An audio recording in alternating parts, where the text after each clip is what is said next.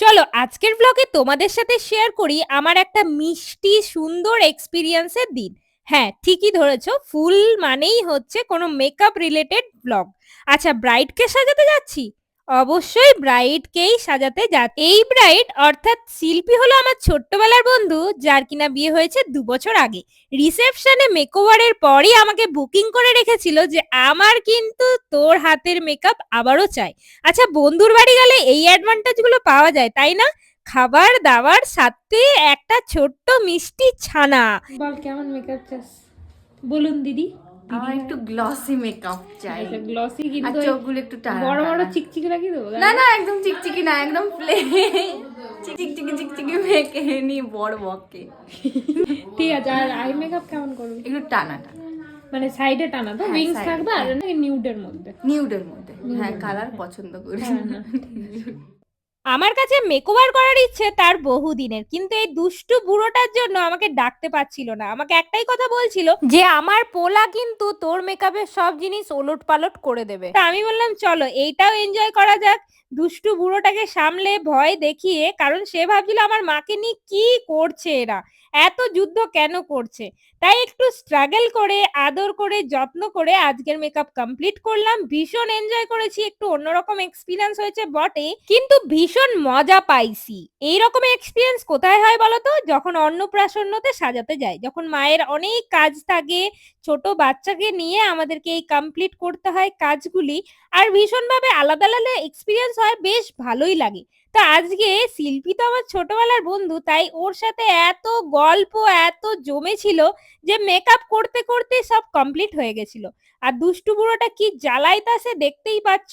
মাঝখানে দুষ্টু বুড়োটার ডিমান্ড এলো যে আমাকেও মেকআপ করে দিতে হবে, তাই ওকেও একটু করে ব্রাশ ঘষে দিচ্ছিলাম। না না, ওর মুখে দিইনি, ওকে জাস্ট বোঝাচ্ছিলাম।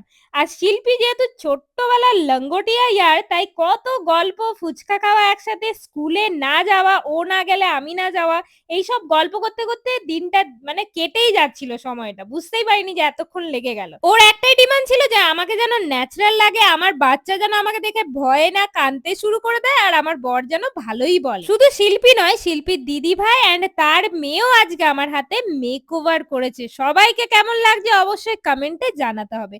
তারও একটাই ডিমান্ড ছিল যে তুই তোর মতন সাজা, আমাকে যেন দেখে ভালো লাগে, ব্যাস আর কিছুই না। তো অ্যাজ ইট ইজ আমি তো কাজ শুরু করে দিয়েছি। তাদের ডিমান্ড অনুযায়ী এটাই থাকে, বেশিরভাগই আজকাল ডিমান্ড থাকে যে মেকআপ যেন ন্যাচারাল লাগে, মেকআপ যেন স্কিন টোনের সাথে মিশে থাকে, আর মেকআপটা যেন কেকি না হয়ে যায়, ব্যাস এইটুকুই থাকে। বাকি তো পুরোটাই আমাদের ওপরই ছেড়ে দেন ক্লায়েন্টরা।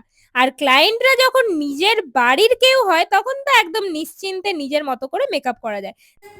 স্প্রে দিলে না? পুরো মেকআপ কমপ্লিট হলো, খুব সুন্দর হয়েছে, থ্যাংক ইউ। ন্যাচারাল লাগছে একদম, দারুণ ন্যাচারাল লাগছে, কোনো ওভার মেকআপ নেই। আর আমার এটা স্বপ্নের চুল, বিয়ের থেকে এবারে পূরণ করে নিয়েছি, খুব ভালো লাগছে। আমার কোনো আমি আমি দিদিদের কাছে এসেছি, তো ও আমার বান্ধবী, সেই রিসেপশনে সাজিয়েছিলাম, এখন এই ছানা বোনার জন্য পারছিল না। ও আমাকে সাহস পাচ্ছিল না ডাকতে যে এই যে ছানা আছে যেহেতু, তা আমি এফোর্ট দিয়ে যে না আমি ছানার মাঝেই করব। তার মধ্যে খুব ধৈর্য নিয়ে খুব ভালো করে করেছে। গোল গোল করে ঘুরতে একটু। কাজের শেষে এই রকম রিভিউর জন্যই হয়তো আমরা এতদিন ধরে এই কাজ করেই চলেছি। সবার ভালোবাসা আশীর্বাদ নিয়ে আজকের ভ্লগ শেষ করলাম। অবশ্যই কমেন্টে জানিও তোমাদের কেমন লাগলো। দেখা হচ্ছে অন্য কোনো ভ্লগে অন্য কোনো দিন। টাটা।